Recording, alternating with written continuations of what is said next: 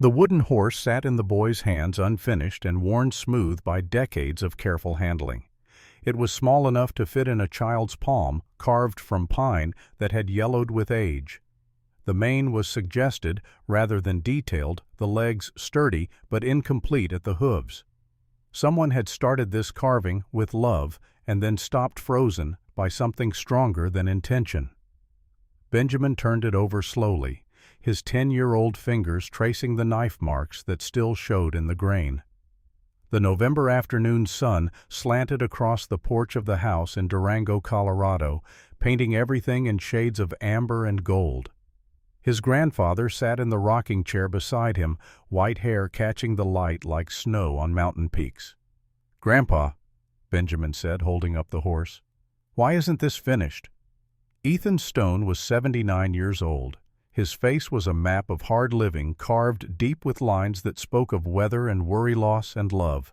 His hands resting on the arms of the chair were gnarled like old tree roots, spotted with age, scarred from a lifetime of work. But his eyes were still sharp, still that startling blue that could look right through a person and see what they tried to hide. He was quiet for a long moment, staring past the boy, past the house, past the town spread out below them. His gaze fixed on something only he could see, something far away in distance and time. "Because some things," he finally said, his voice rough as gravel, "are beautiful even when they're unfinished." Benjamin frowned the way children do when adults say things that feel important but don't quite make sense. "But why didn't you finish it?" Ethan reached out and took the wooden horse from his grandson. He held it the way a man might hold something sacred, something that carried weight beyond its physical form. His thumb traced the unfinished edge where the carving had stopped mid-stroke.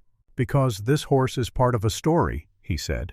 "The story of the day your grandfather was a killer and how your grandmother saved him." The boy's eyes went wide. This was not the kind of thing grandparents usually said. Ethan smiled just barely at the corner of his mouth. "You want to hear it? The whole story, no parts left out." Benjamin nodded suddenly, very still, suddenly understanding that something important was about to happen.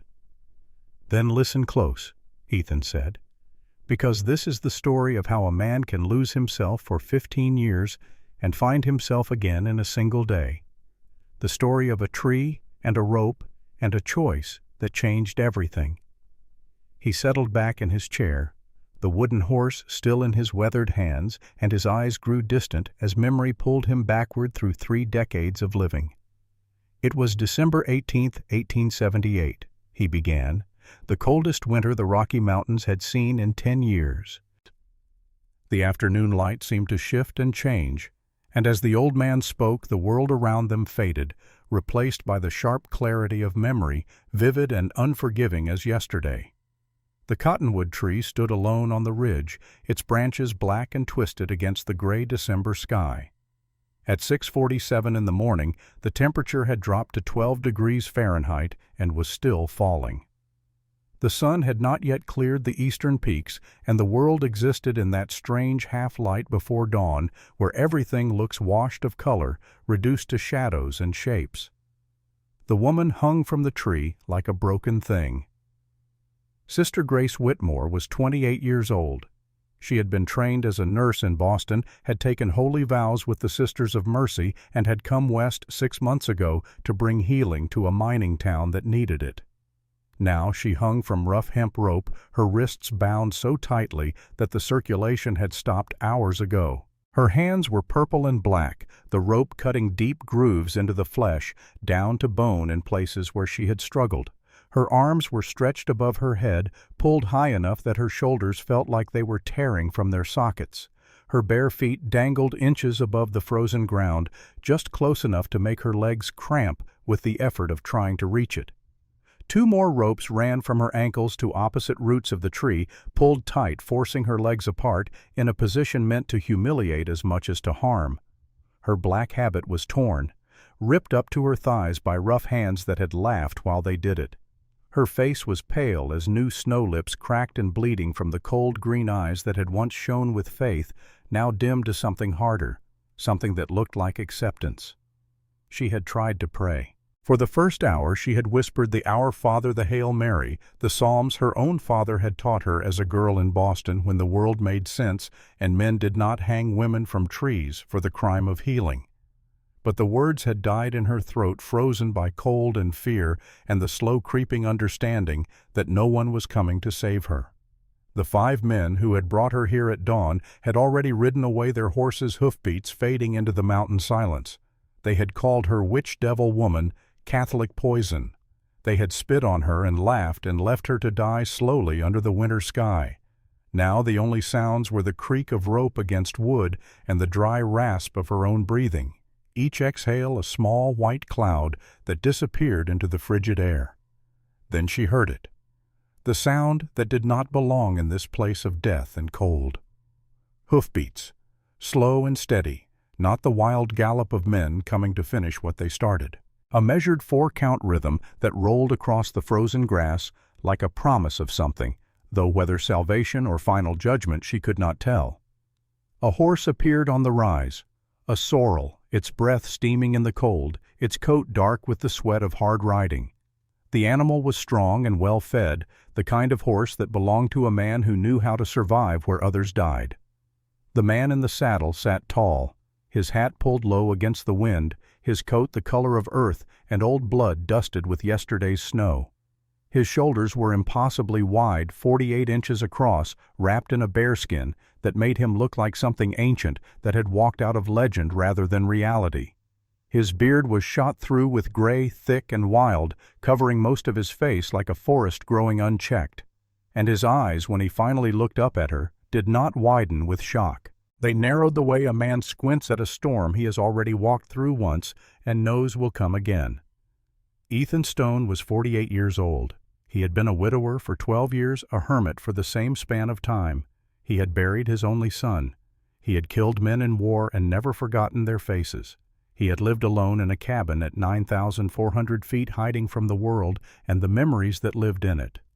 He reined in his horse beneath the tree and dismounted with the careful movements of a man who had learned that haste got you killed in the high country.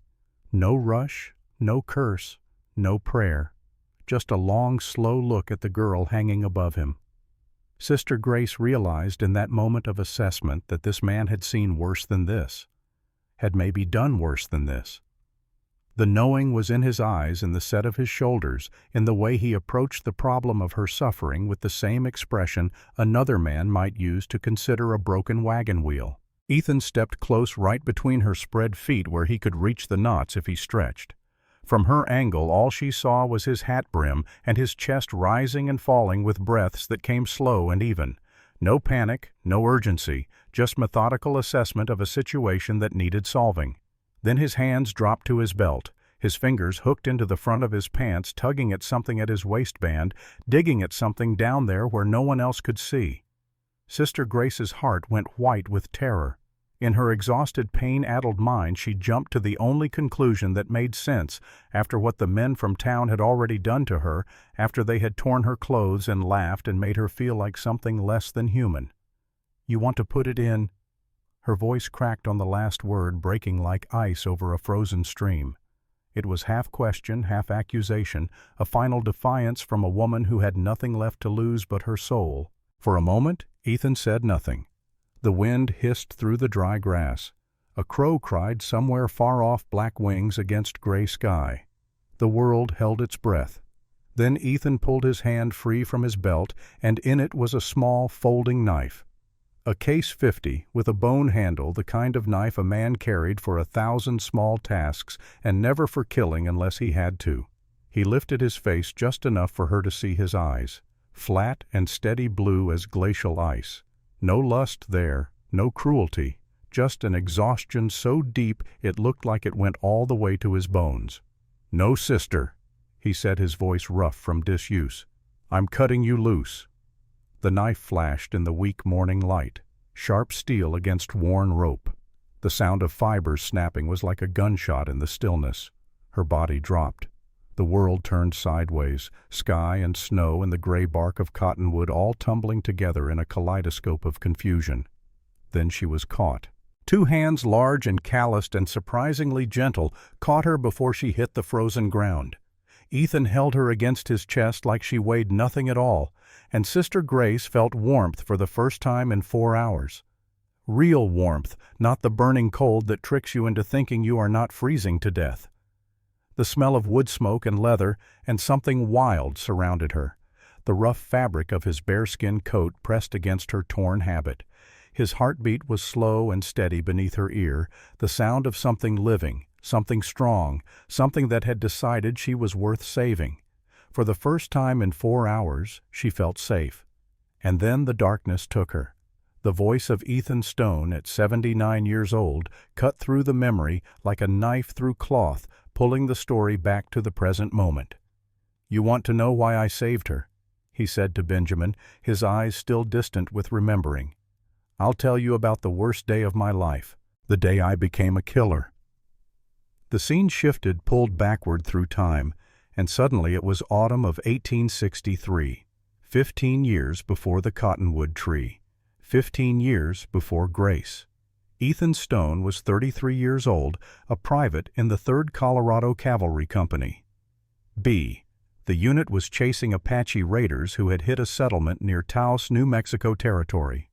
2 white families killed livestock, stolen buildings burned, the kind of raid that made territorial governors send out soldiers with orders to make examples.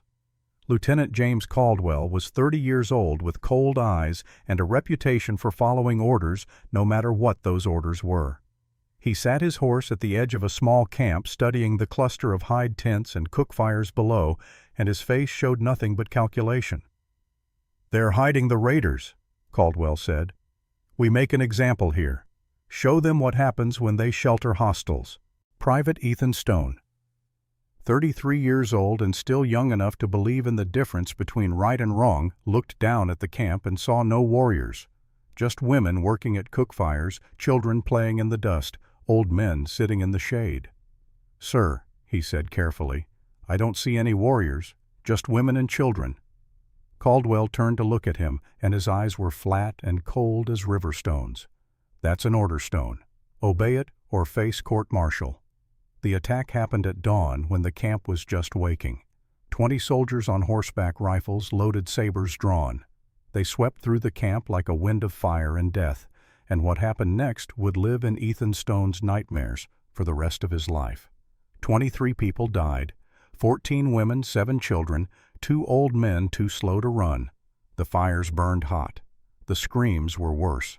The smell of burning hide and burning flesh mixed with gunpowder smoke until the air itself seemed poisonous, seemed like something that should never be breathed by living things. And in the chaos and smoke, Ethan Stone saw a woman running from a burning tent. She was perhaps 25 years old, wearing a simple dress, and in her arms she carried a child. A boy, maybe 5 years old, his face buried in his mother's shoulder, his small hands clutching her dress. "Stop her, Stone!" Lieutenant Caldwell's voice cut through the chaos. "That's an order." Ethan raised his rifle. His hands were shaking. His heart was hammering so hard it felt like it would break through his ribs. The woman ran her bare feet slipping in the dust, the child bouncing in her arms, and for one long moment Ethan Stone stood at a crossroads between the man he was and the man he would become. He pulled the trigger. The woman fell. The child tumbled from her arms, small body rolling across the ground to lie still in the dust. Blood spread dark and red across pale earth, and Ethan Stone felt something inside himself break in a way that would never heal. 3 days later, they learned the truth. The camp had not been Apache. They were Mexican farmers who had fled north during the wars between Mexico and the United States. Refugees seeking safety. People who had never raised a hand against anyone who had no connection to the raiders, who had simply been in the wrong place when angry men came looking for someone to punish. 23 innocent people, murdered because a lieutenant wanted to follow orders, and soldiers like Ethan Stone had not been brave enough to say no.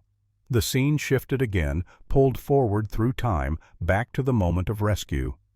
Ethan Stone, at 48, rode slowly through the mountains. Sister Grace draped across his saddle in front of him, her head resting against his chest. She drifted in and out of consciousness, mumbling words he could not quite catch. Sometimes English, sometimes what sounded like Latin. Once she said a name, Father, and then she was quiet again. The sorrel horse knew the way home without being told. 12 years on these same trails had taught the animal where to step, where the ice was too thin, where the path cut closest to the cliff edge.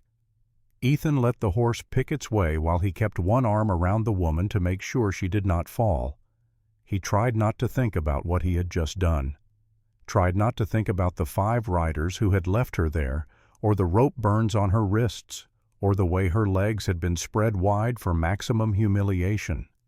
Tried not to think about the fact that he had just made himself an enemy of every man in Silver Point by cutting her down.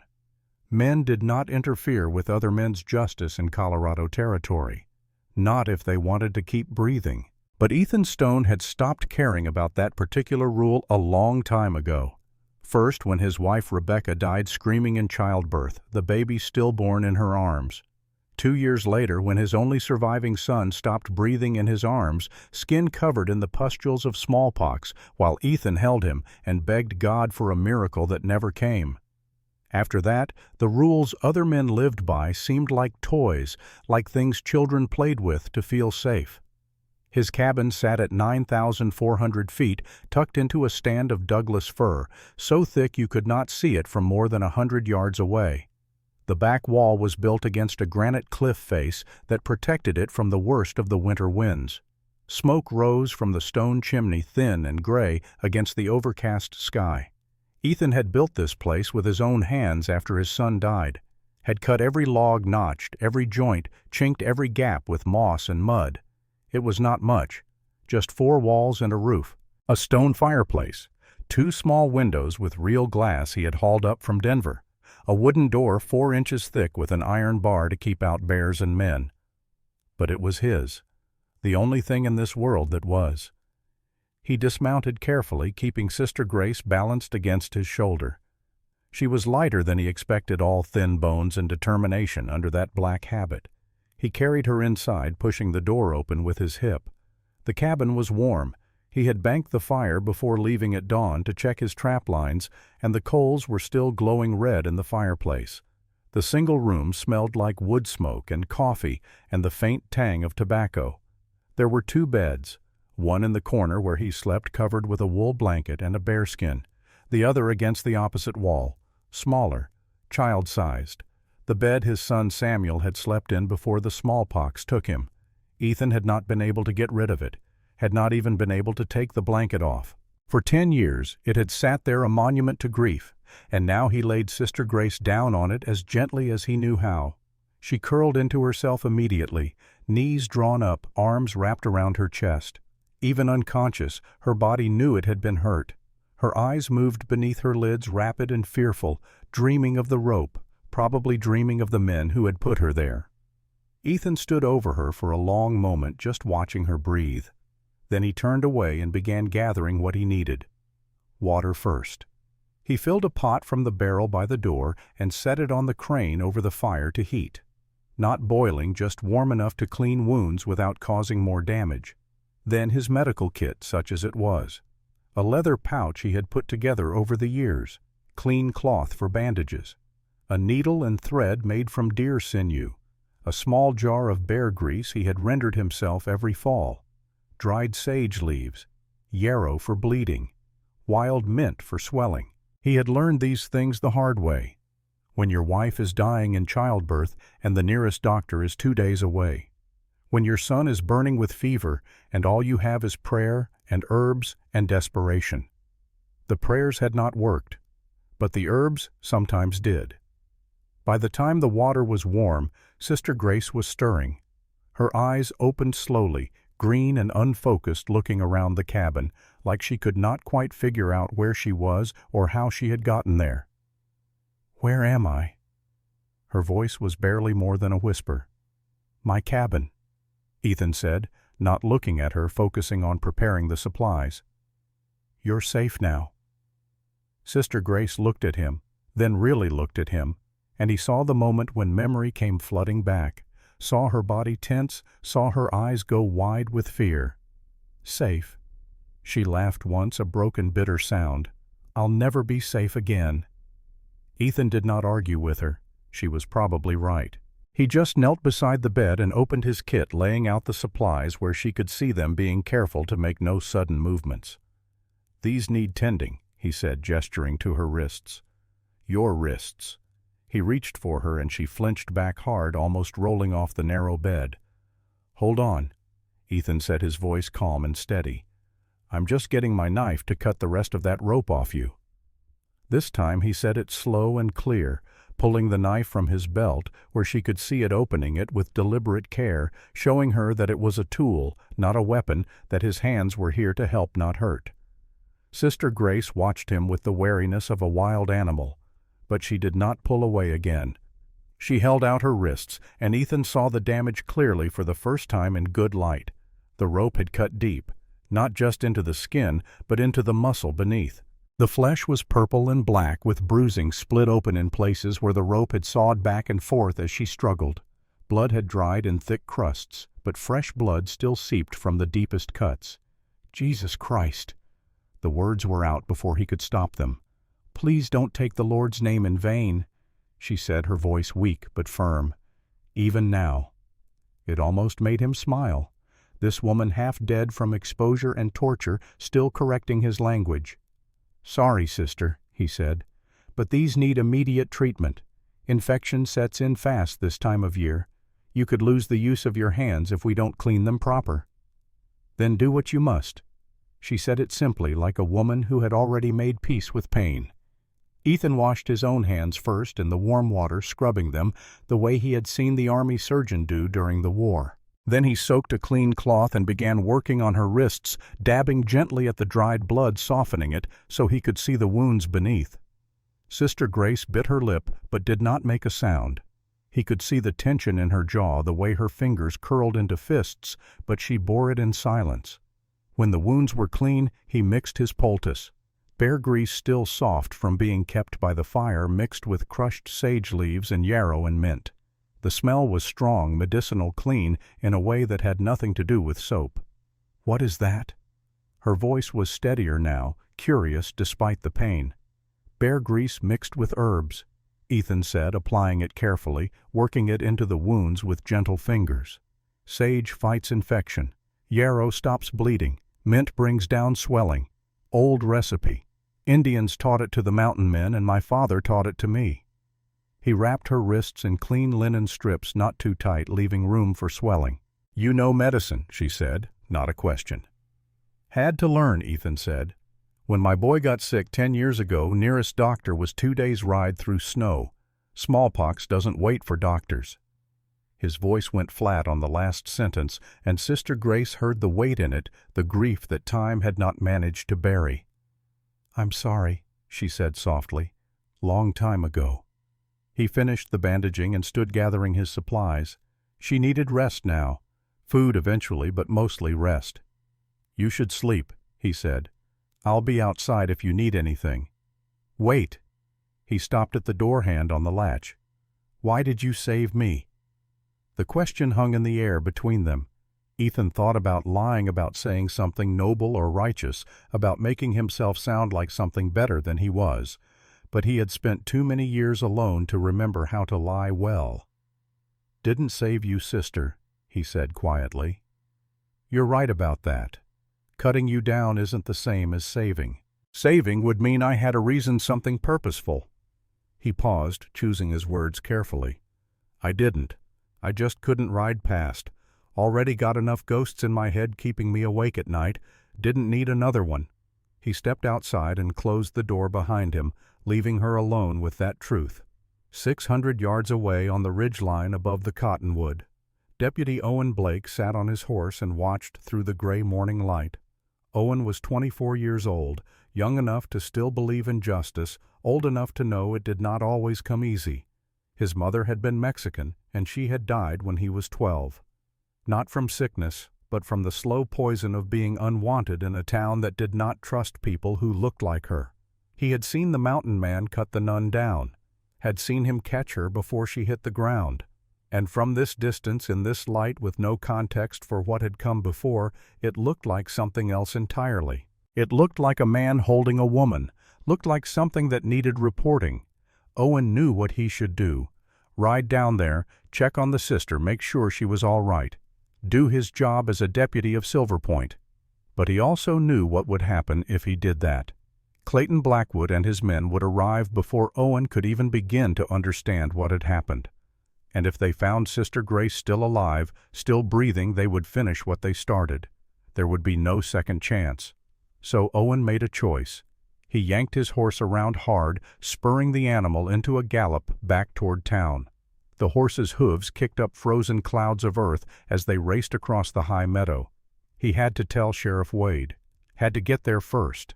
Had to figure out how to save a nun's life without starting a war. But Silver Point was a small town, and small towns had big mouths. By the time Owen reached Main Street, half the town would know the witch still lived. And Clayton Blackwood, sitting in his big house on the hill, would hear it before the sun reached noon. The clock was already ticking.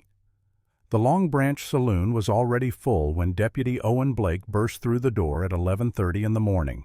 Miners drinking away their wages, cowboys in from the range, merchants taking their lunch with whiskey instead of food. Sheriff Henry Wade sat at a corner table with Clayton Blackwood and Dr. Samuel Porter.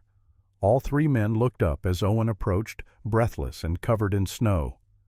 "Sheriff Mr. Blackwood," Owen said, his voice cutting through the noise, "I need to speak with you. Now." The urgency in Owen's voice cut through the ambient noise of the saloon. Other conversations died down, heads turned. What he said next would determine everything that followed. "I saw her," Owen said. "The nun. She's alive." The saloon went silent.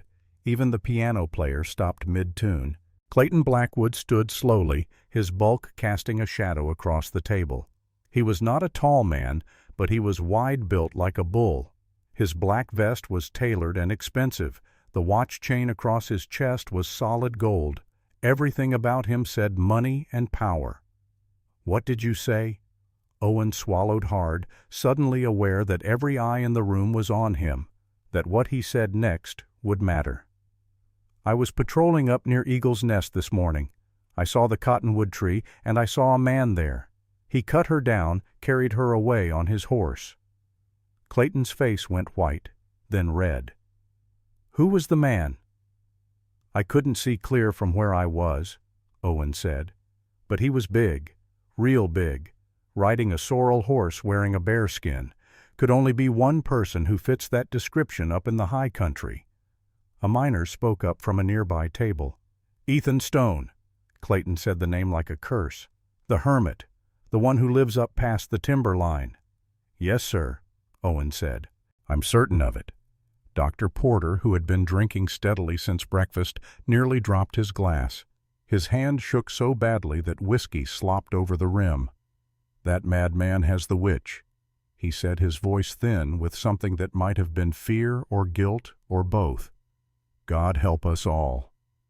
Clayton turned to Sheriff Wade, and the look on his face was something terrible to see. Not just anger, not just grief. Something darker, something that looked like a man whose last anchor to sanity had just been cut loose. "We ride now," Clayton said. "Anyone who wants justice for my son, meet at the stable in 1 hour. Bring guns and rope."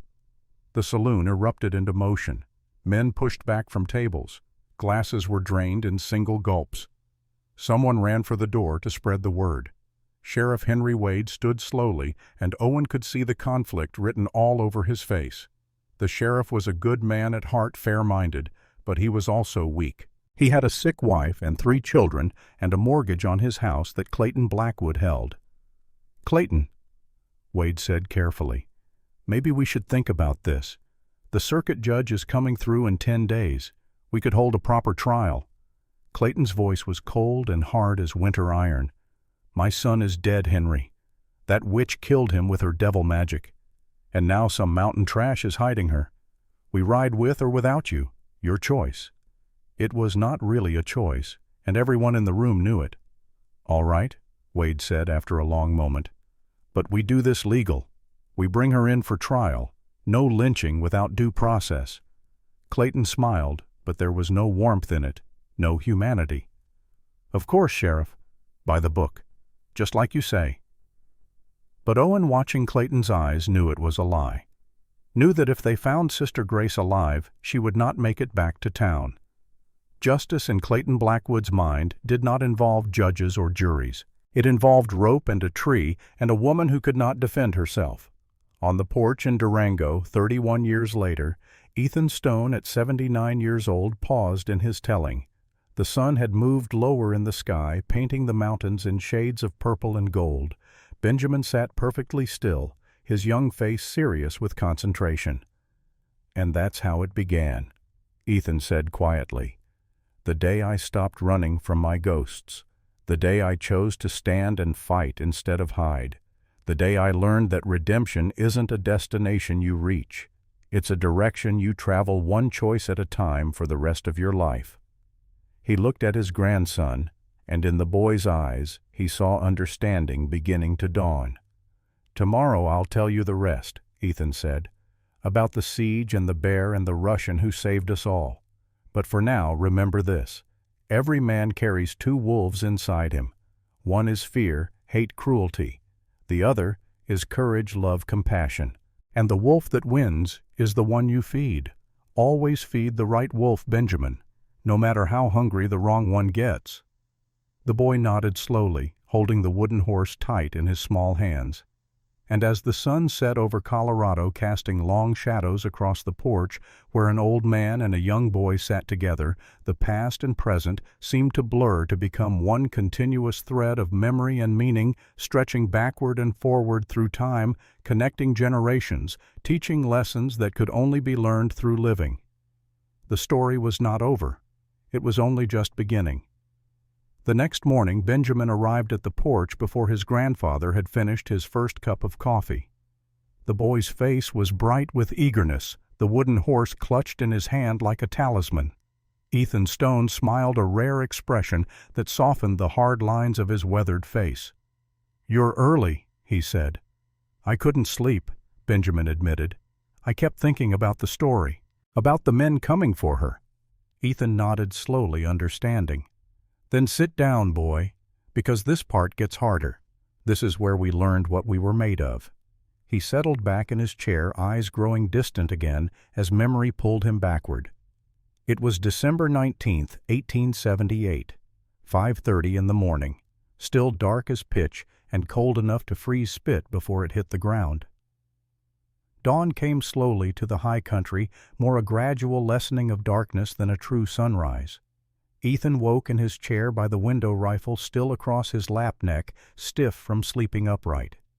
He had learned long ago that comfort was a luxury you could not always afford. Sister Grace was awake too, sitting on the edge of the small bed with her bandaged hands folded in her lap. She looked better than yesterday. Color had returned to her face. Her eyes were clearer. But there was something else there now, a determination that had not been there before. "You should rest more," Ethan said. She shook her head. "I've rested enough. Now I need to be useful." Ethan stood and stretched, joints popping like kindling. "You almost died yesterday." "Which is why I can't just sit here waiting for them to come back," she said. "If I'm staying, I need to learn, need to know how to survive up here." He studied her for a long moment. Most women he had known would have been content to hide, to wait for rescue or death, whichever came first. But Sister Grace was not most women. She had steel in her spine, the kind you could not teach, the kind you either had or you did not. "All right," he said, "but we start slow." He handed her a piece of jerked venison and a tin cup of water. She ate slowly, mechanically, like someone who had forgotten what hunger felt like but knew her body needed fuel. When she finished, Ethan opened the door. The world outside was buried under 8 inches of fresh snow. The sky was the color of old pewter. The temperature had dropped to 5 degrees. "First lesson," he said. "You stay warm or you die. Everything else is secondary." He showed her how to bank a fire properly, how to feed it so it burned steady instead of hot and fast, how to tell good firewood from bad by the weight and the way it split, how to stack it so air could flow between the pieces. She learned quickly, asking questions that showed she was thinking ahead. What about wet wood? How long does a cord last? What if the chimney gets blocked? Smart questions, survivor questions. After an hour of fire management, he took her outside. The cold hit like a fist. Sister Grace gasped, but did not complain. He handed her a smaller axe lighter than his, but still substantial. Chopping wood keeps you warm twice. Once when you chop it, once when you burn it. But you do it wrong, you'll hurt yourself worse than the cold ever could.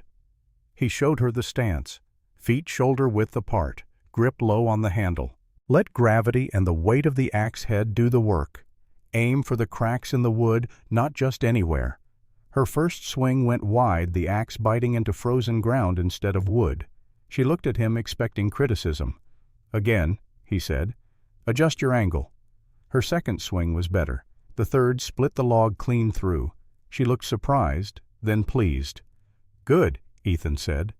"Now do that 99 more times and you'll have enough wood for 3 days." Her face fell. 99. Winter doesn't care about your feelings, sister. You stay warm or you freeze. Your choice. They worked in silence for half an hour, the sound of axes biting wood echoing across the frozen meadow. Ethan kept glancing at the tree line, watching for movement, but saw nothing. The forest was still. Too still. By mid-morning, Sister Grace's face was flushed with exertion despite the cold.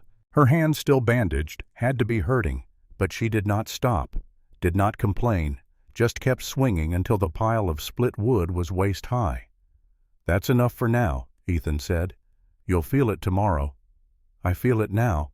He almost smiled. "Come on, I'll show you the trap lines." They walked through the forest, following paths Ethan had worn over 12 years of solitary living.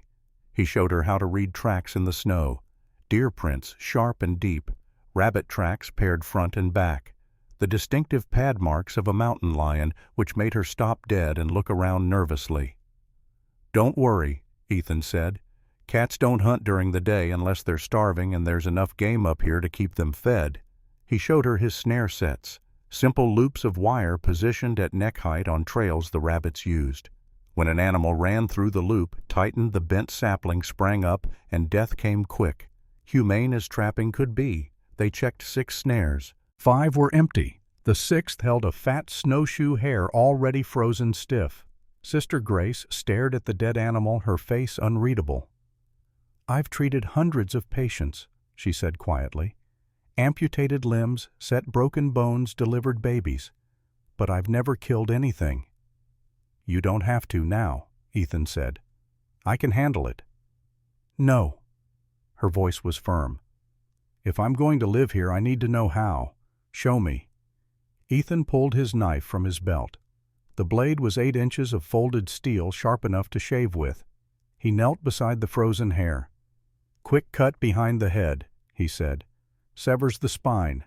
The animal's already dead, but this makes sure. And you honor its death by using every part. Meat for sinew, nothing wasted." He looked up at her. "You want to do it?" Sister Grace knelt beside him in the snow. Her hands shook as she took the knife. She closed her eyes for a moment, lips moving in silent prayer. Then she opened them and made the cut. It was quick, clean, professional, the kind of cut a surgeon would make. Ethan skinned the rabbit with practiced efficiency, showing her where to make the incisions, how to peel the hide away without damaging it. Sister Grace watched intently, memorizing every movement. "That rabbit feeds us for 2 days," Ethan said. "The fur makes mittens or hat lining. The sinew becomes thread. The bones boil down to broth. Nothing's wasted. That's the first rule of surviving up here."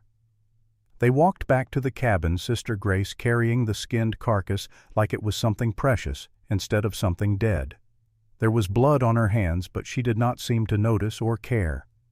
That afternoon, Ethan set up 3 empty whiskey bottles on the fence rail 50 yards from the cabin. He handed Sister Grace a Winchester carbine, lighter and shorter than his Sharps rifle. "You need to know how to use this," he said. "I'm a nun.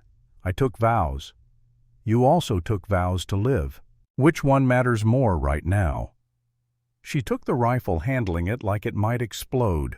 The wood was smooth under her fingers, worn from use but well maintained. "Stock goes tight into your shoulder right here," Ethan said, positioning it for her. "If you don't press it tight, the recoil will bruise you bad. Both eyes open. Line up the front sight with the back sight. Put that on your target.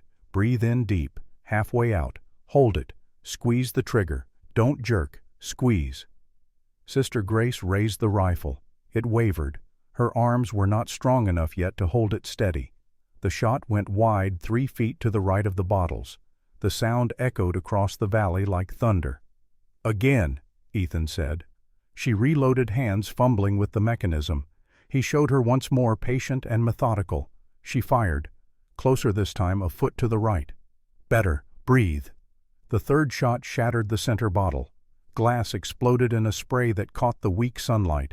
Sister Grace lowered the rifle, eyes wide with surprise. "I did it." "You did? Now do it 14 more times and you might hit something when you're scared and your hands are shaking and someone's shooting back." They practiced until her shoulder was bruised and her ears were ringing despite the cold air. She hit 7 bottles out of 20 shots.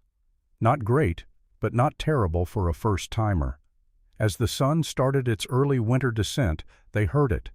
The sound that Ethan had been dreading all day. Hoofbeats, multiple horses, coming fast up the trail. But these hoofbeats were different. Just one horse, coming from the opposite direction, and moving with purpose, but not aggression. Ethan grabbed the Winchester and moved to the window. Through the gray afternoon light he saw a single rider approaching, a man in black with a white collar. But the way he sat his horse, the way he moved, spoke of something more than just religious calling. "State your business," Ethan called through the closed-door rifle aimed at the approaching figure. The rider stopped 20 feet from the cabin, hands raised to show they were empty. "I'm not here to threaten you, Mr. Stone," the man called back. "I'm here because Sister Grace saved my son's life." Ethan studied him through the window. Tall, thin, maybe 58 years old. The kind of man who had seen violence and learned from it. "How do I know that?" "Because I'm Reverend Thomas Ashford," the man said. "And 3 months ago my boy Michael was dying of typhoid fever. The doctor said he would die, but Sister Grace sat with him for 9 days and 9 nights, barely slept, barely ate, just kept him hydrated and cool and alive. My boy is walking around today because of her." Ethan lowered the rifle slightly but did not put it away. "That's real nice, Reverend, but it doesn't change the situation." "No, it doesn't," Ashford agreed. "Which is why I'm here to help." He pulled back his coat. Tucked in his belt was a Colt revolver, old but well-maintained. "I was a Texas Ranger for 22 years before I found God, Mr. Stone," Ashford said. "Wore the badge from 1856 to 78. I know how to use this, and if men come here planning to harm an innocent woman, I'll answer to God later." Ethan felt something shift inside him, a loosening of tension he had not realized he was carrying. He was not alone anymore. He opened the door just wide enough for Ashford to slip through, then barred it again. Sister Grace stood when she saw the reverent tears of relief in her eyes. "Reverend Ashford, Michael is well." "Perfect," Ashford said. "Thanks to you." "Then it wasn't for nothing." Ashford turned to Ethan, his face serious. "They're coming. Probably tonight. Clayton Blackwood is beyond reason. The sheriff is trying to keep it legal, but he's scared. And there's a man with them, a professional. Russian fellow named Victor Crane. He's the real danger." Ethan's jaw tightened. "What do you know about this Crane?" "Not much," Ashford admitted. "But Maria Chen, the housekeeper at the church, she saw him 3 days ago, standing in front of the statue of Mary speaking Russian. When she asked if he needed help, he said something in Russian first, then in English. He said my mother was a holy woman. I wonder what she would think of what I have become." Ethan was quiet for a moment, processing this. A killer with a conscience. That's more dangerous than a killer with none. "Why?" Grace asked. "Because you never know which way he'll turn when the moment comes." They spent the rest of the afternoon preparing. Ethan showed them his defensive positions. The thick log walls would stop most bullets. The windows were small and high, hard to shoot through from outside. The cliff face behind meant they could not be surrounded completely, but fire was the real threat. The cabin was wood, dry wood. If they set it burning, the 3 of them would have to run, and running meant dying. Sister Grace worked alongside them without complaint, moving furniture, stacking supplies, preparing bandages from torn cloth. Her medical training showed in the efficient way she organized a field hospital in the corner. Water, clean cloth needle, and thread whiskey for disinfecting. As darkness fell, they ate cold jerky and drank water. No fire tonight. The smoke would give away their positions inside the cabin. Outside, they could see the glow of multiple campfires.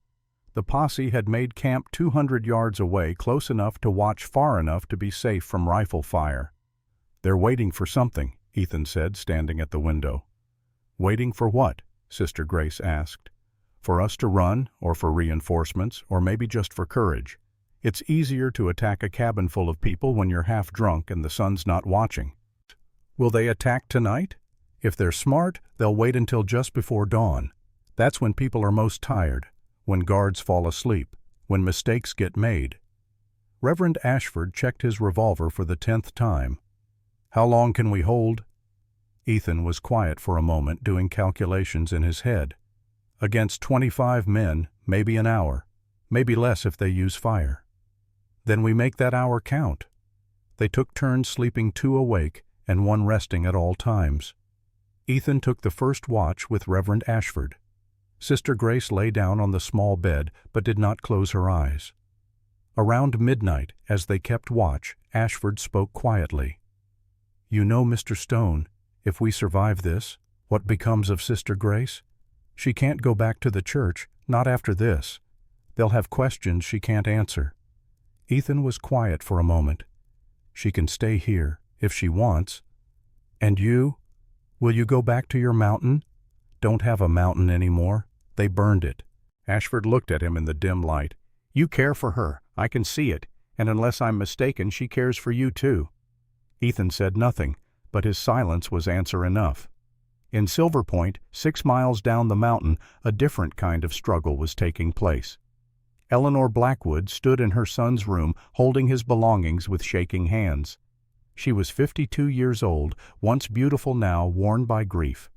William had been her only child, a late in life, baby, a gift she thought she would never have, and now he was gone. She sat on his bed, surrounded by his things, and remembered the night he died. It had been 3 weeks ago, but the memory was sharp as broken glass.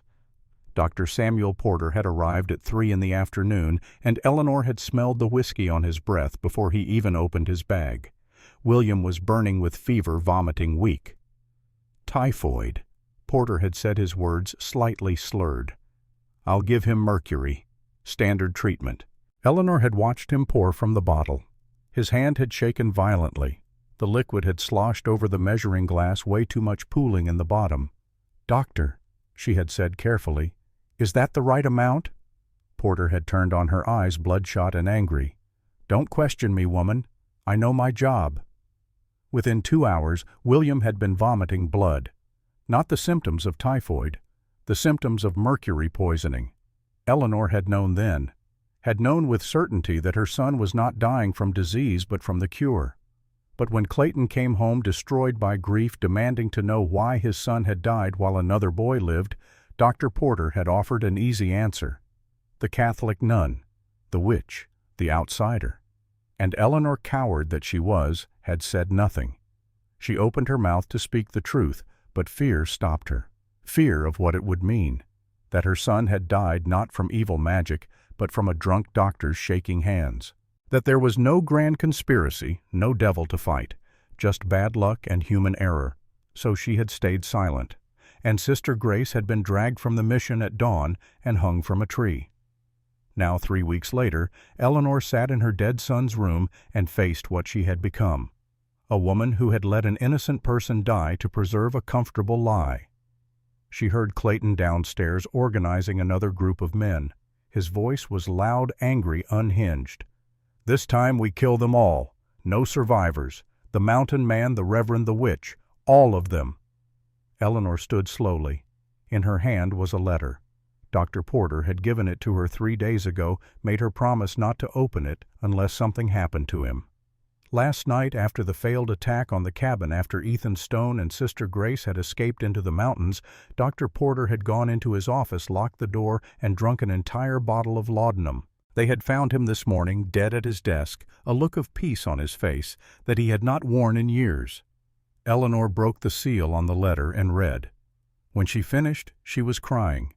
Not for her son, though she still mourned him, but for what she had allowed for the cowardice that had nearly cost 3 more lives. She folded the letter carefully, placed it in her coat pocket, and walked downstairs. Clayton was in the parlor with 5 men, all armed, all drinking. "I'm taking the bay horse," Eleanor said. Her voice was steady, though her hands shook. "I'm riding up to the mountain." Clayton turned to stare at her. "You'll do no such thing." "You don't own me, Clayton," she said quietly. "Not anymore. Our son is dead, and it's time someone told the truth about why." She walked out before he could stop her, mounted the bay horse, and rode north toward the mountains where 3 people waited to see if truth mattered more than revenge. The attack came at 4:30 in the morning, in that dead hour before dawn when the body wants nothing more than sleep. It started with gunfire. Not aimed shots, just noise. Bullets slamming into the log walls, making the whole cabin shake, but not penetrating. Ethan and Reverend Ashford returned fire, shooting at muzzle flashes, not expecting to hit anything, but wanting to show they were awake and ready. After 5 minutes, the shooting stopped. Silence fell, more ominous than the gunfire. "Why did they stop?" Sister Grace asked from behind the overturned table. "They're thinking," Ethan said, "realizing this isn't going to be easy." Then came a new sound. Not gunfire. Something else.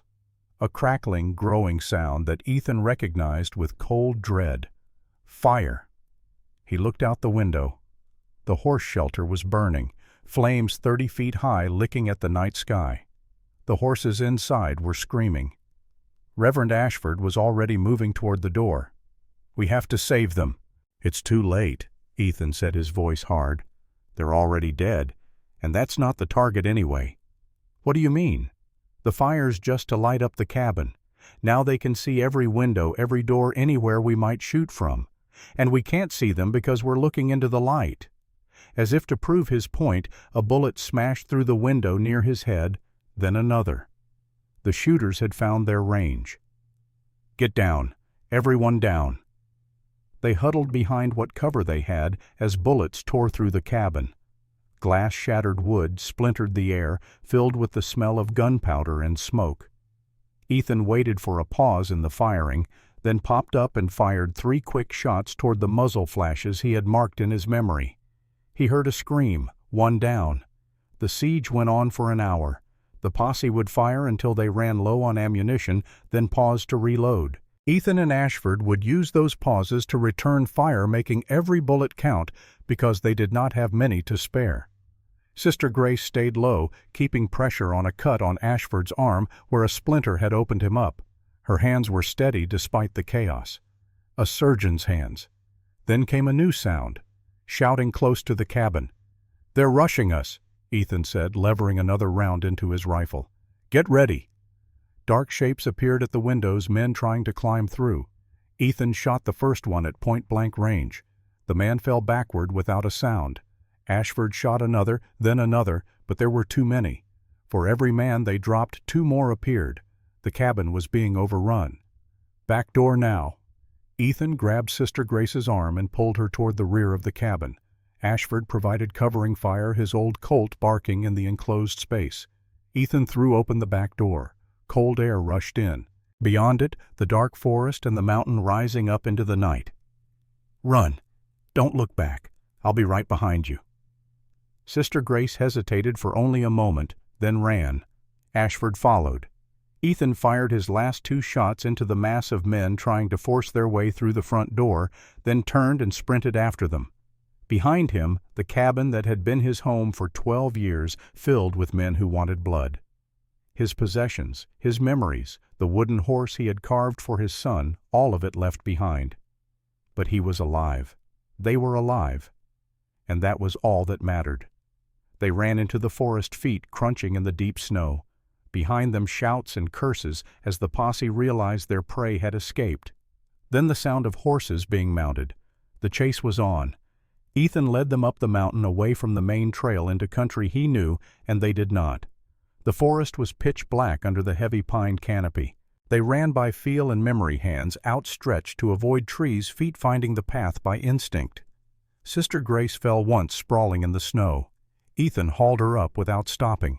Ashford's breath came in ragged gasps. None of them were young anymore.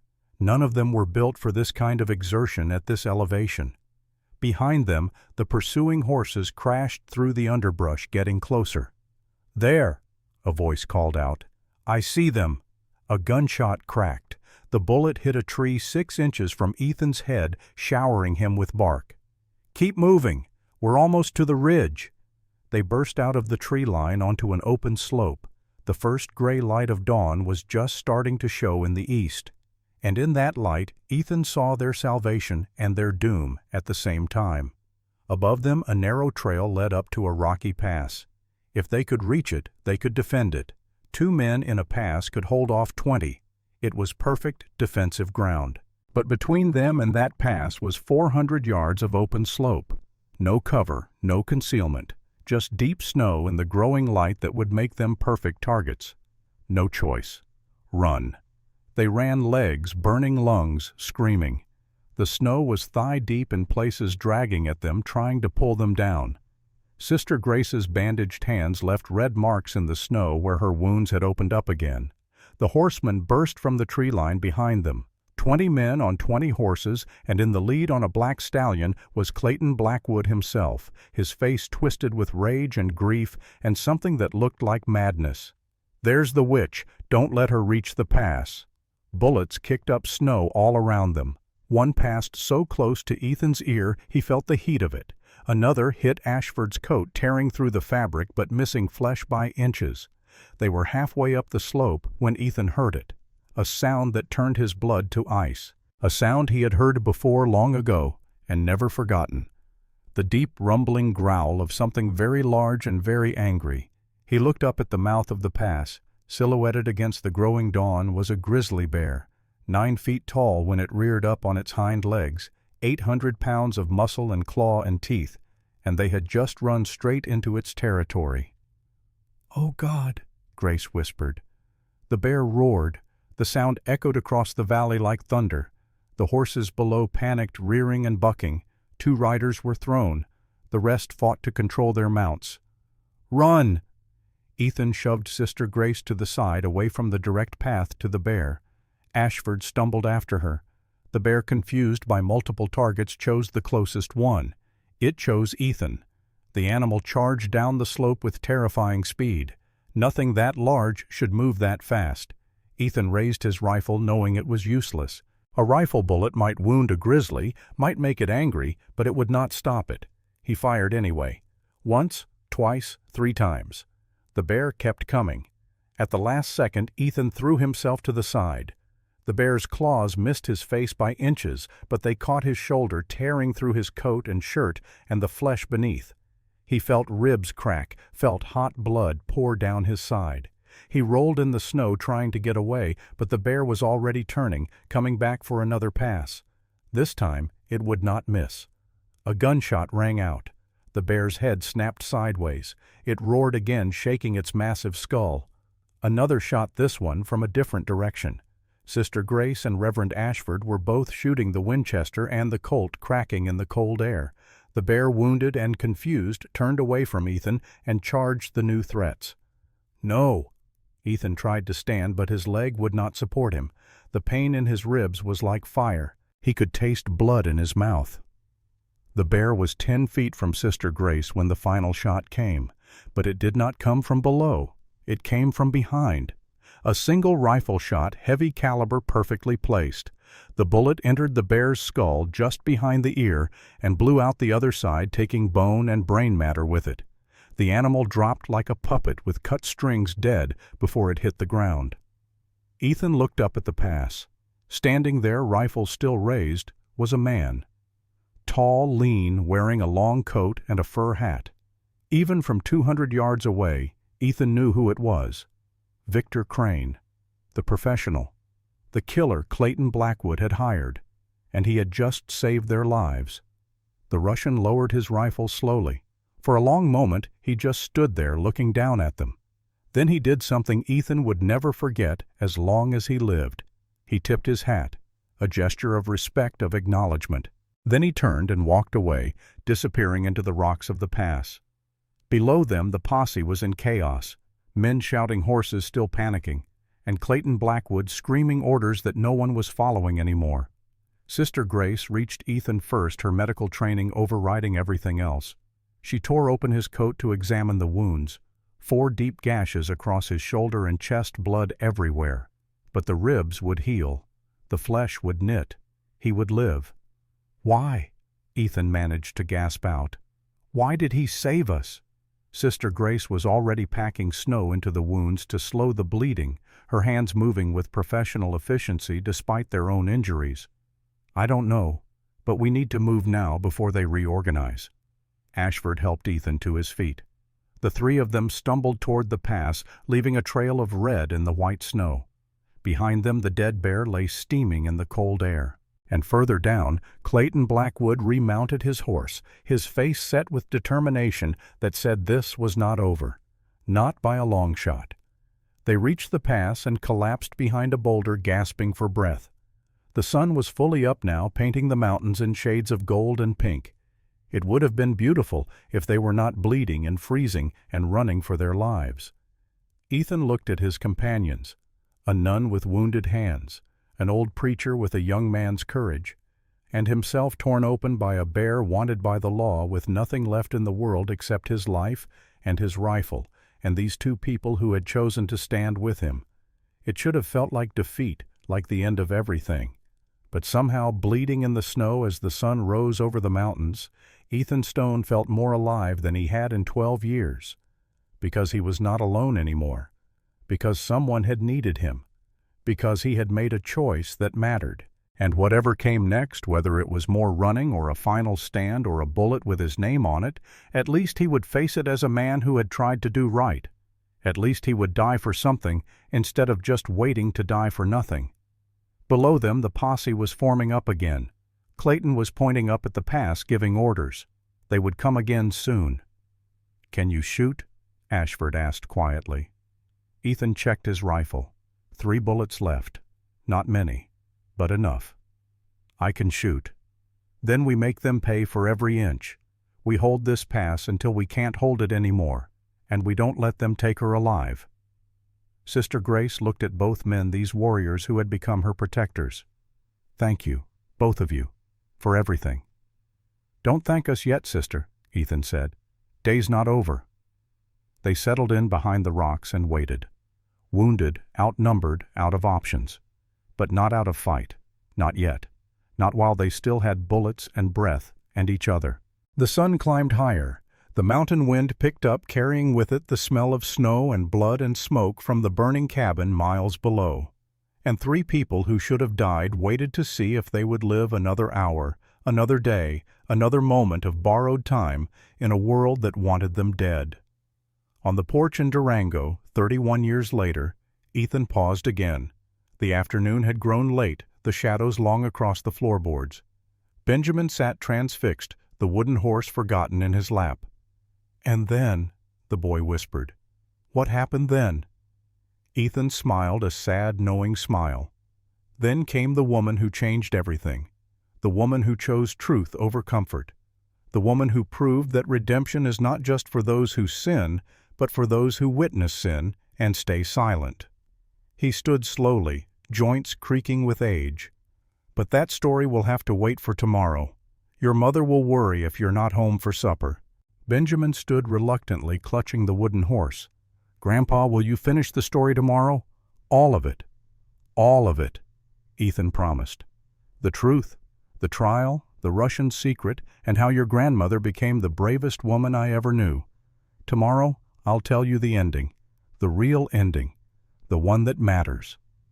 The boy nodded and ran off toward home, his footsteps quick and light on the wooden steps. Ethan watched him go, then looked out at the mountains, at the peaks painted gold by the setting sun. Somewhere up there, miles and decades away, a cottonwood tree still stood. a silent witness to the day when everything changed. He touched the scar on his shoulder still visible after all these years, a permanent reminder of claws and choices and the price of doing right.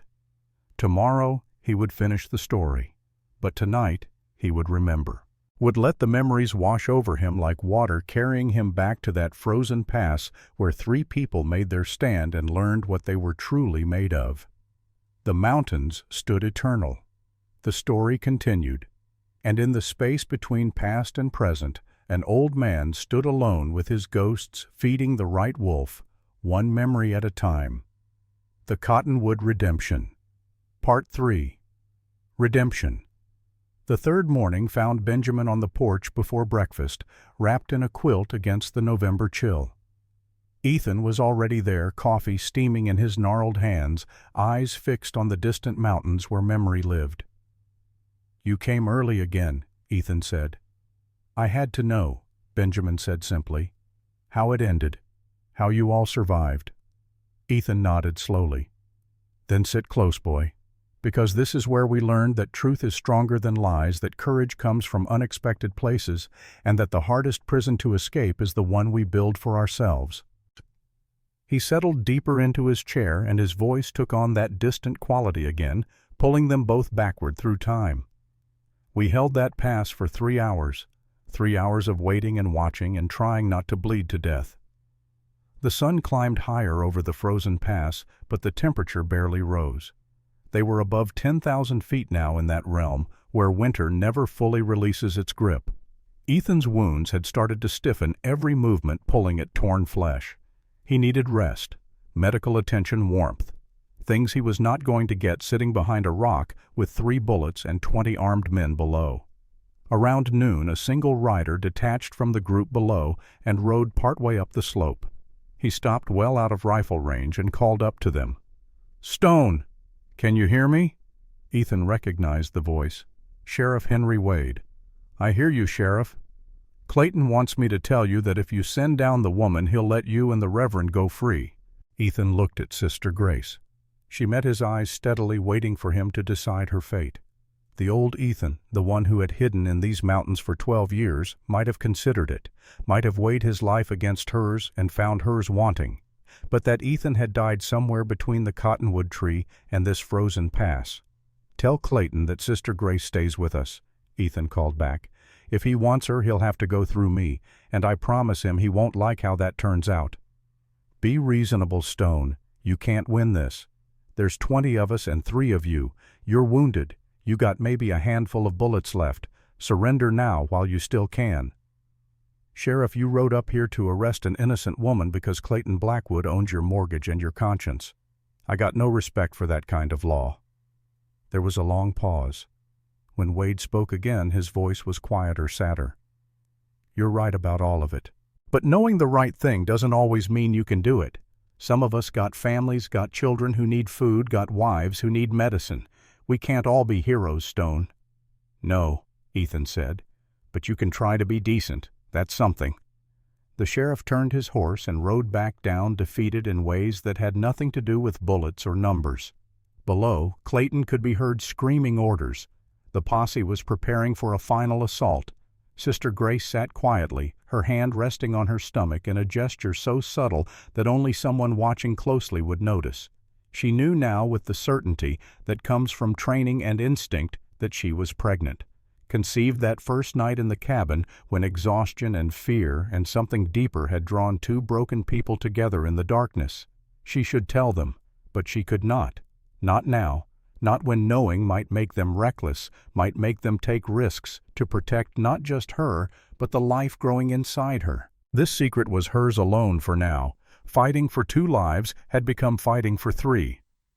"They're coming," Ashford said, checking his revolver.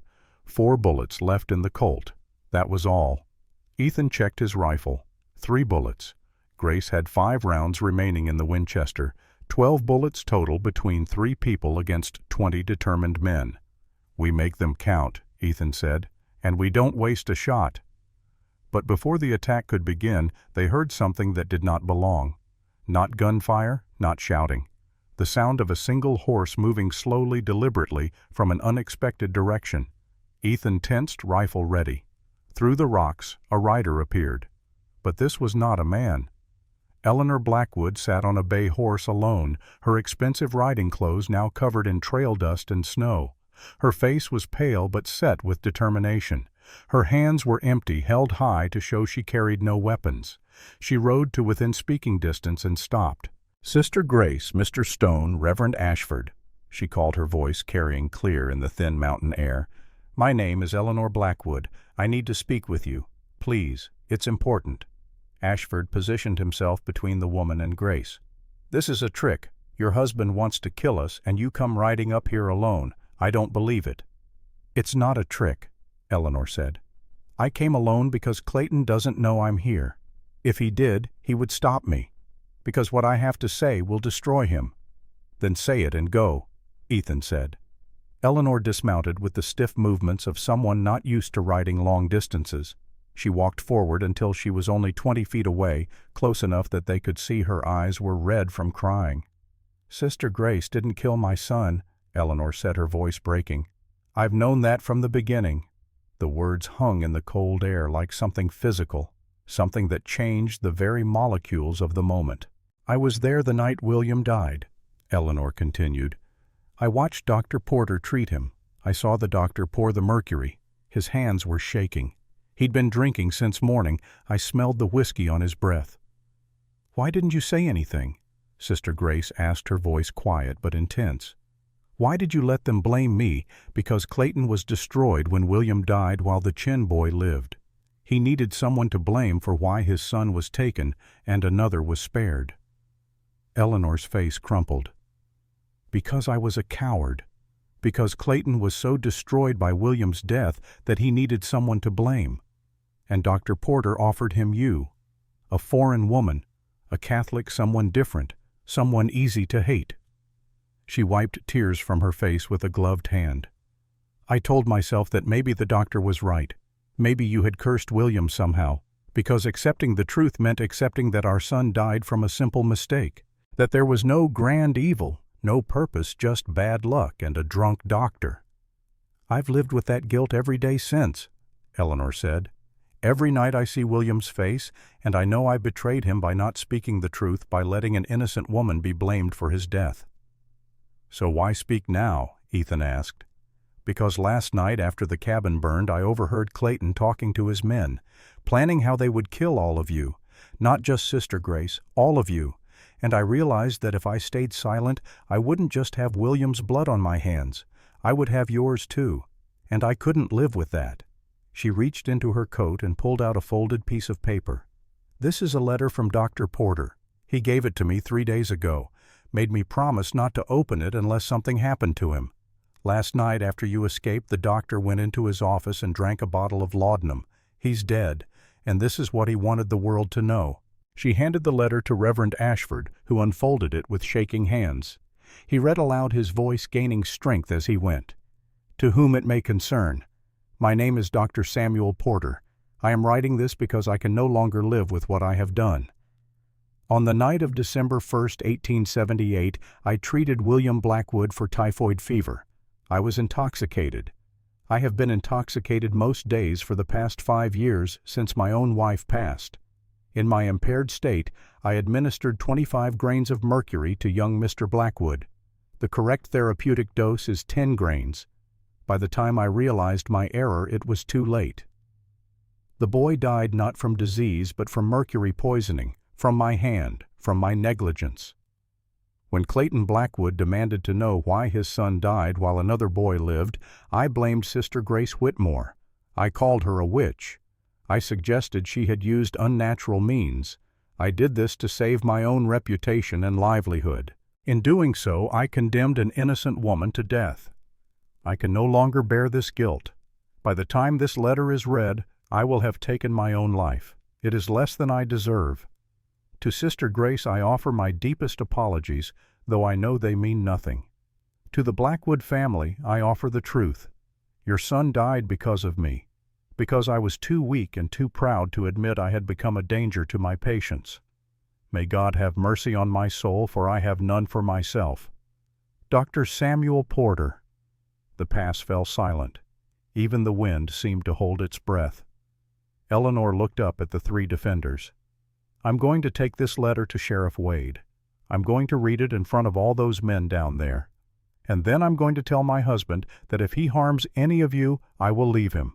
I will take what's left of our money, and I will make sure everyone from here to Denver knows what really happened. That Clayton Blackwood tried to murder innocent people because he couldn't face the truth." "That might get you killed too," Ethan said gently. "Clayton's not in his right mind. A man that far gone might do anything." "I know," Eleanor said. "But I should have died the day I let an innocent woman take the blame for my cowardice. Every day since has been borrowed time. It's past due that I pay it back." She turned to leave, then stopped. "Sister Grace, my son spoke of you before he died. In his delirium he said you had kind hands, that you tried to help him even when we wouldn't let you. I want you to know that. I want you to know he saw your goodness even if the rest of us were too blind." Then Eleanor Blackwood mounted her horse and rode back down the pass, carrying the truth that would either save them or doom them all. 20 minutes of waiting felt like 20 hours. Then they heard shouting from below, angry voices. Then one voice rising above the others, clear and determined. Eleanor Blackwood reading the letter aloud. The words carried up to them in fragments, each one like a stone dropped into still water, sending ripples in all directions. "Mercury poisoning, 25 grains, doctor's negligence, innocent woman." A roar of denial, Clayton's voice cracking with rage. "That's a lie. My wife has been deceived. That letter is a forgery." But other voices joined in, not supporting him, questioning. "Wait, Clayton." One of the miners, his voice uncertain. "I was there that night. I saw Doc Porter's hand shaking. Thought it was odd at the time. And I saw him drinking all morning before he went to your house," another voice added. Bottle after bottle of whiskey. The unified mob that had ridden up the mountain with torches and rope began to fracture. Doubt spread like cracks in ice. "You're all fools," Clayton screamed. "Bewitched by that woman's devil magic. Who stands with me? Who will see justice done?" Silence. Only 3 men stepped forward. The rest backed away suddenly, interested in their boots, their horses, anything but Clayton Blackwood's eyes. Sheriff Wade's voice cut through the chaos. "Clayton Blackwood, by the authority vested in me and by order of the circuit judge, I'm placing you under arrest. Attempted murder, destruction of property, inciting a riot." "You don't have the spine, Wade. You never did." "Maybe not," a new voice said. Deputy Owen Blake, his voice calm but his hand steady on his revolver. "But I do. You're coming with us, Mr. Blackwood. We can do this peaceful, or we can do it hard. Your choice." The air went tight. Clayton's hand drifted toward his gun belt. "Don't," Owen said, cocking his pistol. The click was loud in the sudden silence. "I've got 20 witnesses who will swear you drew first. Don't make me do this." For a long moment Clayton stood frozen, his face a mask of rage and grief and something that looked like dawning comprehension. Then something inside him broke. His shoulders sagged.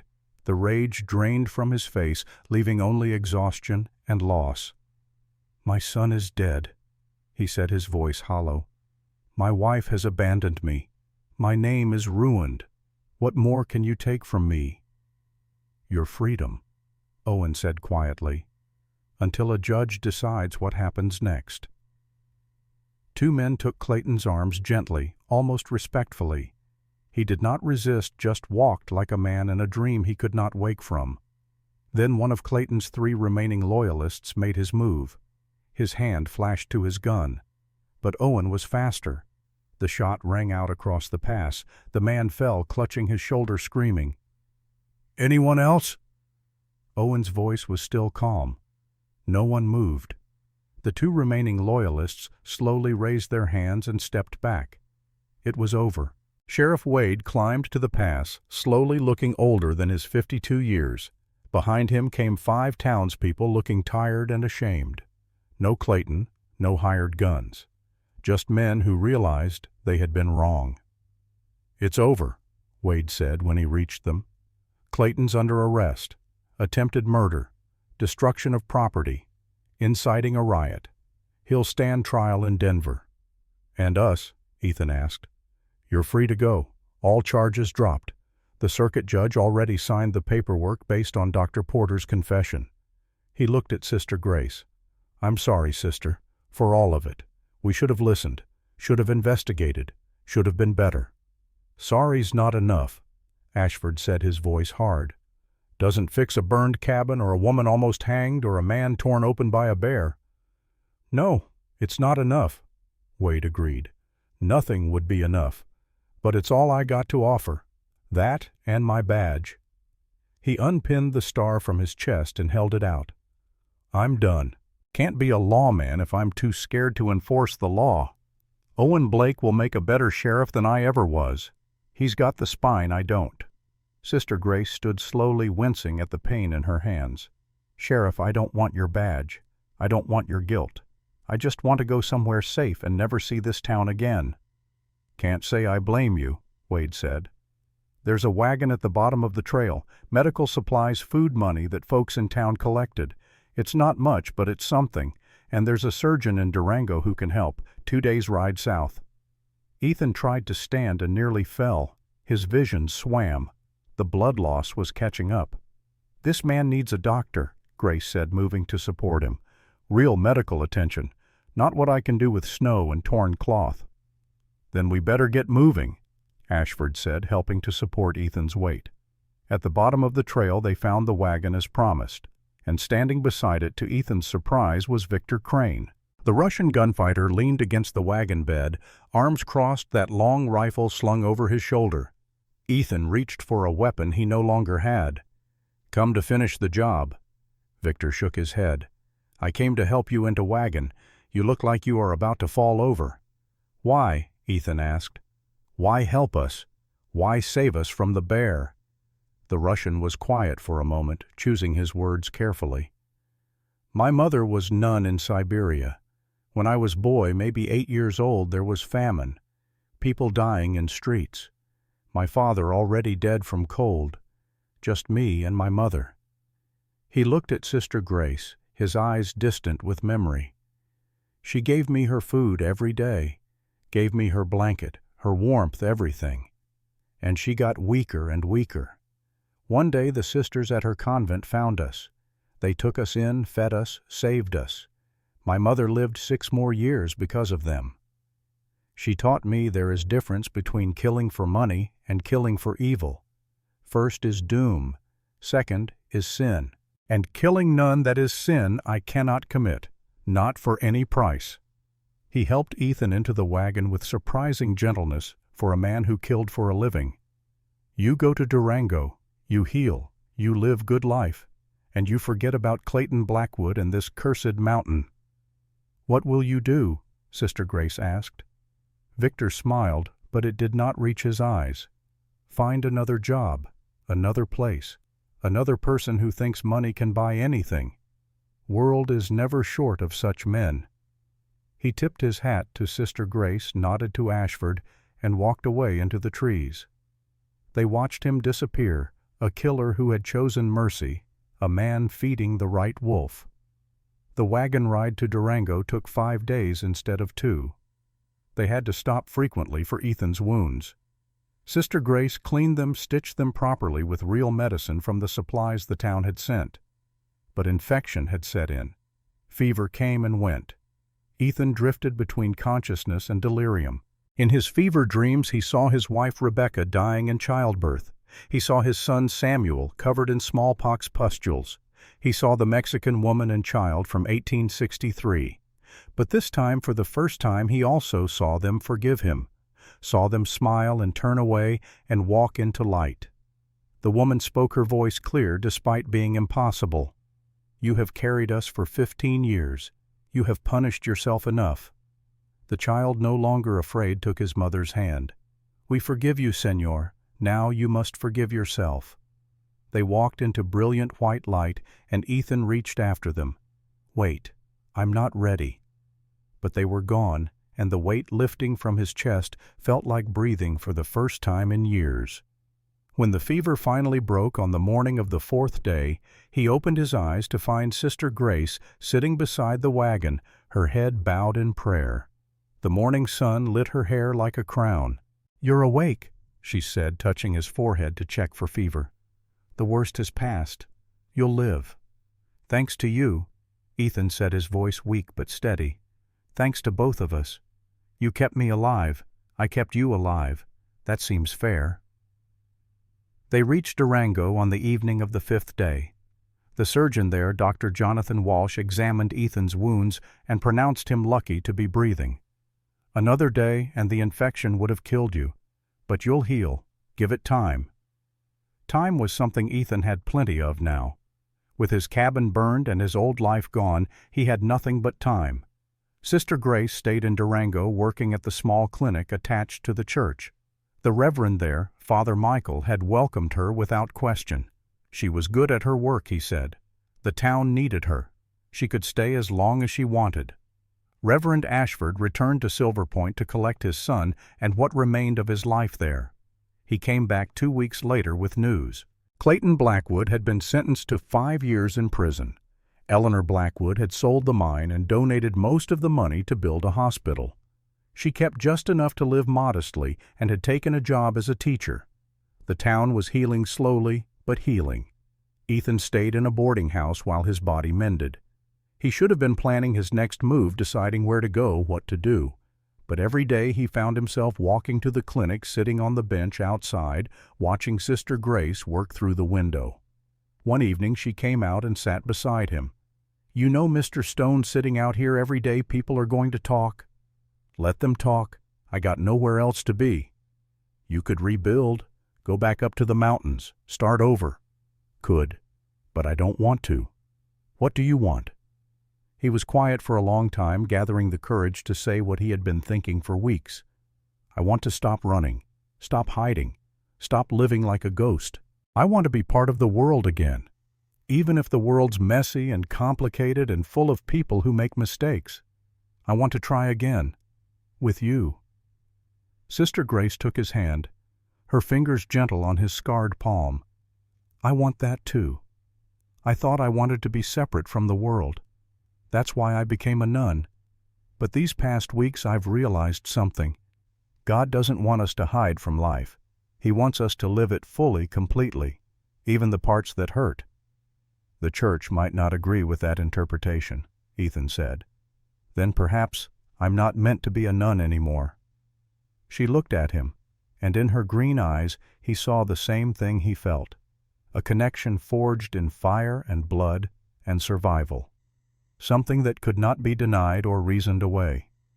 "I'm saying my name is Grace, just Grace, and I'm asking if you would like to start over together, not as a nun and a hermit, but as two people who've been given a second chance and don't want to waste it." Ethan felt something crack open in his chest, something that had been frozen for 12 years. It hurt, but it was a good hurt, the hurt of something dead coming back to life. "Yes," he said. "Yes, I would like that very much." They were married 3 weeks later by Father Michael. It was a small ceremony. Reverend Ashford stood as witness. A handful of townspeople attended. Nothing fancy, nothing elaborate. Just two people making promises they intended to keep. Grace wore a simple cotton dress borrowed from a local seamstress, white but not fancy. Her hair was down, falling to her shoulders the first time Ethan had seen it fully unbound, auburn catching the light.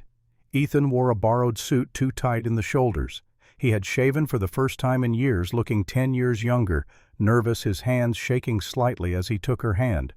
The vows were traditional. To have and to hold from this day forward, for better, for worse, for richer, for poorer, in sickness and in health, till death do us part.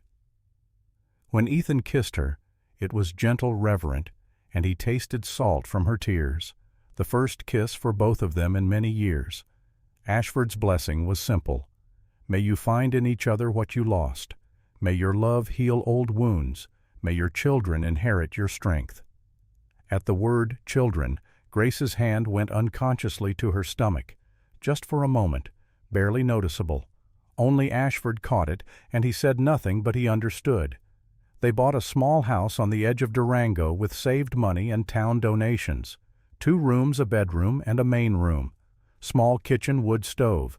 Not much, but theirs. Grace converted one room to an examination space. Word spread fast. Patients came from 3 counties. Ethan worked as a guide for hunters and surveyors who needed someone who knew the mountains. Honest work. Clean money. Not hiding anymore. 3 months passed. On a quiet evening in April of 1879 after dinner, Grace stood nervously by the window. Ethan noticed immediately. "What's wrong?" he asked, fear touching his voice. "Nothing's wrong," she said. "But I need to tell you something. I'm pregnant, about 3 months now. The baby should come in September." Ethan froze. His face went white. He stood, walked to the window, stared out at the mountains with unseeing eyes. The fear came rushing back. Rebecca dying in childbirth, the baby that never breathed. The idea of going through that again made him want to run back to his mountain and hide. "I can't do this," he whispered. "I can't lose you too." Grace came to him, put her hand on his shoulder. "Look at me." He turned, tears on his face, the first time she had seen him cry. "This is not the same," she said firmly. "I am not Rebecca. This child is not Samuel. This is new. This is now, and we face it together." Ethan broke, then sobbing against her shoulder. 12 years of grief finally releasing. She held him. "It's all right," she whispered. "It's all right to be scared. But I need you. We need you." He pulled back, looked at her red-eyed and wet-faced. Okay, we do this together. But you get the best doctor in Colorado. No arguments." Dr. Walsh agreed to handle the delivery. Grace continued working until 7 months. Ethan built a crib from pine wood, carved animals on the sides. Bear, deer, rabbit. The wooden horse from Samuel, finally finished after 12 years, went in the crib too. On November 15, 1879, on a cold night, labor began at 9 o'clock. 12 hours of labor. Grace was strong but exhausted. Ethan held her hand, remembering Rebecca dying this way, fear clawing at his chest. Dr. Walsh was competent, calm, sober. "Everything's progressing normally. Baby's in good position. Mrs. Stone is strong." Dawn arrived, first light through the window, Grace pushing. Ethan whispering encouragement.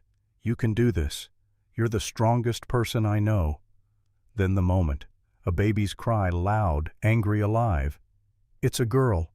Dr. Walsh wrapped her, handed her to Grace. Grace weeping, laughing. "A girl. We have a daughter." Ethan looked at the tiny face, red wrinkled eyes squeezed shut. Perfect. He broke down completely. "She's alive," he said through tears. "You're alive. Thank God you're both alive." "What should we call her?" Grace asked. Ethan looked at his daughter's face, then at Grace. "Faith." "Why Faith?" "Because that's what she is. Faith that broken things can heal. Faith that mercy is stronger than revenge. Faith that we deserve second chances." Grace agreed. "Faith Stone. It's perfect." For the first time in 12 years, Ethan felt complete happiness. On the porch in Durango, 31 years later, Benjamin listened with rapt attention as his grandfather described that night. "And that was your mother," Ethan said to the boy. "Born on a cold November night, proof that life goes on, that hope survives, that redemption is real." "But Grandpa," Benjamin said, "what happened to great-grandpa Jeremiah, your father?" Ethan's face grew serious. "Ah, that's the part that taught me about forgiveness." The years passed like water. Faith grew from infant to toddler to child. First steps at 11 months, first words at a year. Grace's clinic expanded to 2 rooms, then 3. Ethan built additions to the house. They took in foster children. Tommy, 6 parents, died in a mine collapse. Sarah, 8, orphaned by fever. 2 Mexican siblings, 5 and 7. The house grew louder, messier, fuller of life. Faith at 5 showed her mother's aptitude for medicine, watching Grace work, asking questions. 7 foster children total by the time Faith turned 6. Then, on Faith's 6th birthday in November of 1885, an old man rode into Durango on a tired horse. Ethan was on the porch when he saw the rider approaching. He knew immediately, even from a distance. The way the man sat, his horse bent with age, one arm hanging useless. "Father." The word came out uncertain. Jeremiah Stone was 72 years old. He looked older, one eye clouded from a stroke 2 years before, left arm paralyzed. Alone, no one to care for him. They had not seen each other in 14 years, not since Samuel's funeral in 1868. Ethan had blamed his father for being too hard, too distant. Jeremiah had blamed Ethan for running away. Both had carried resentment like stones in their pockets. "Heard you were here," Jeremiah said, his voice rough. "Heard you got yourself a family. Thought I'd come see if it was true." Ethan stood frozen, years of anger and hurt rising in his throat. Grace came out, saw the tension, understood immediately. "You must be Ethan's father. You're just in time for your granddaughter's birthday. Come inside." Ethan started to protest, but Grace gave him a look. "He's family." Inside, Faith ran up. "Who's this?" Jeremiah looked at the little girl. Red hair like her mother, eyes like her father. His voice cracked. "I'm your grandfather, little one." "I didn't know I had a grandfather." She took his hand. "Come see my room." That night, after the children were asleep, Ethan and Jeremiah sat on the porch, the first time alone in 14 years. A bottle of whiskey between them, though neither drank much. Jeremiah spoke first, direct, no preamble. "I wasn't a good father. Was hard on you. Expected too much. Showed too little love." Ethan wanted to stay angry, but looking at this broken old man, he could not maintain it. "You were the father you knew how to be," Ethan said. "Just like I'm trying to be the father I know how to be. That's all any of us can do. You turned out better than me, boy, better than I deserved. Got a good woman, beautiful children. You made a life. I had help." Ethan told the full story then. The cottonwood tree, the siege, the bear, Victor Eleanor. Jeremiah listened without interrupting. When Ethan finished, Jeremiah said, "You saved her." "No," Ethan said. "She saved me." "I'm sorry I wasn't there when you needed me. When Rebecca died, when Samuel died. I didn't know how to help, so I didn't try. That was wrong." "I understand now," Ethan said. "After Faith was born, I understood the fear, the helplessness. You did what you could with what you had. I forgive you, Pa." First time calling him Pa in 20 years. Jeremiah broke the old man, crying. "Thank you, son. That's all I wanted to hear." "Stay," Ethan said. "Live with us. We got room. The kids would love it. And I'd like to know you, before it's too late." Jeremiah accepted. He lived with them for 3 years. He taught Faith and the foster children to read tracks, find water, survive in the wild. He told stories of the old days of mountain men and beaver trappers and a West that was already disappearing. And on quiet evenings, Jeremiah and Ethan would sit on the porch and they would talk, really talk, about regrets and mistakes and the weight of the past, about forgiveness and second chances and the possibility of redemption. "Do you regret it?" Jeremiah asked one evening as they watched the sunset. "The years you spent alone." "Some days," Ethan admitted, "but not as much as I thought I would. Those years led me to grace, to faith, to this." "Then maybe nothing's wasted after all," Jeremiah said quietly. "Maybe not, Pa. Maybe not." When Jeremiah died in his sleep in the winter of 1888, they buried him in the small cemetery on the hill overlooking Durango. The whole town came not because they had known Jeremiah well, but because they knew Ethan and Grace knew the family that had become part of the fabric of their community. Standing at the grave, holding Faith's hand, Ethan thought about the long road that had brought him here, from soldier to killer to hermit to husband to father. All the choices, all the chances, all the moments where he could have gone a different way. He thought about forgiveness, about how it takes more courage to forgive than to hate, about how the hardest person to forgive is always yourself. The gravestone. Ethan carved read simply, Jeremiah Stone, 1812 to 1888. He learned to forgive and taught his son the same. The years continued.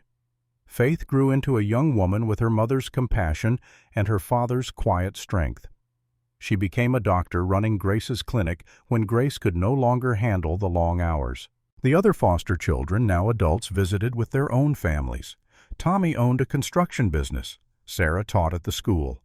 The Mexican siblings ran the general store. By 1909, Ethan was 79 years old and Grace was 59. White-haired, lined faces, slower movements, but eyes still bright with the fire of two people who had chosen each other against all odds and never looked back. They had 15 grandchildren total, 8 from Faith, 7 from the foster children they had raised. The house expanded, many times could barely contain them all during holiday gatherings. One evening in November of 1909, 31 years after the cottonwood, Ethan and Grace sat on their porch watching the sunset. The same porch where he had been telling Benjamin the story. The same mountains that had witnessed everything. Faith came out carrying the wooden horse, small, unfinished, yellowed with age. Her own son Thomas, 8 years old, played with it. "Papa," Faith said, "Thomas wants to hear the story of the cottonwood." Ethan looked at his great-grandson. Red hair, bright eyes, 8 years old. The same age Samuel had been when he died. "Not tonight," Ethan said gently. "He's too young." "When then?" "When he's old enough to understand that people can change, that mistakes don't define you. Choices do." Faith kissed his cheek.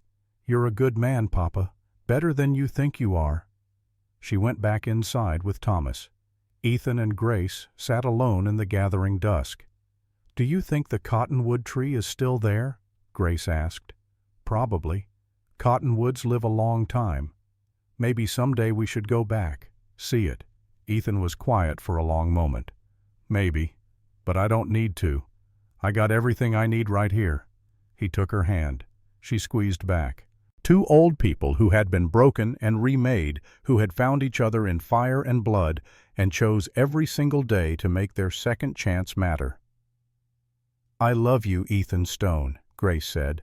"I love you, Grace Stone." The sun sank below the mountains, painting the sky in shades of gold and amber and deep purple. Behind them the house was full of light and laughter, and the voices of children who would carry their story forward.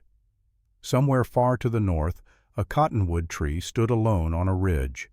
The rope was long gone, but the tree remained a silent witness to the day when one man chose mercy over indifference, when redemption became more than a word, when feeding the right wolf meant everything. On the porch, in the present moment, Ethan finished his story. Benjamin sat very still, the wooden horse clutched tight in his small hands. "That's the whole story," Ethan said, "from beginning to end, from killer to husband to father to grandfather.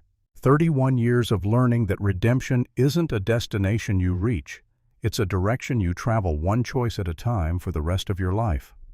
Benjamin looked at the wooden horse, then at his grandfather. "Can I keep this to remember?" "It's yours," Ethan said. "It always was. Just like this story is yours now. To remember, to learn from, to pass on when you're old enough to have children of your own." "What's the most important thing you learned, Grandpa?" "From all of it?" Ethan thought for a long moment, choosing his words carefully. "I learned that every man carries two wolves inside him. One is fear, hatred, cruelty. The other is courage, love, compassion. And the wolf that wins is the one you feed. I learned that mistakes don't define you. Choices do. Every day you wake up and choose to be better than you were yesterday. That's redemption. I learned that the hardest prison to escape is the one you build for yourself. And the key to that prison is forgiveness.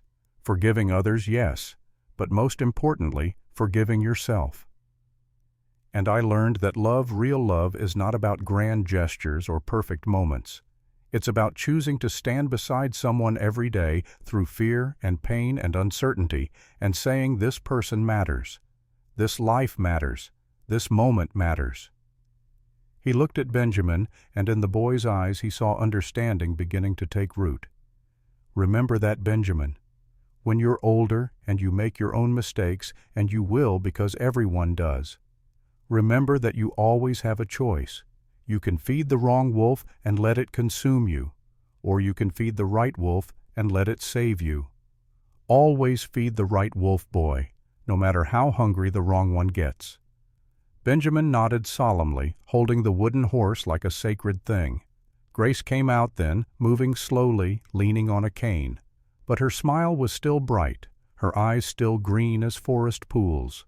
Filling the boy's head with old stories, she asked, but there was warmth in her voice.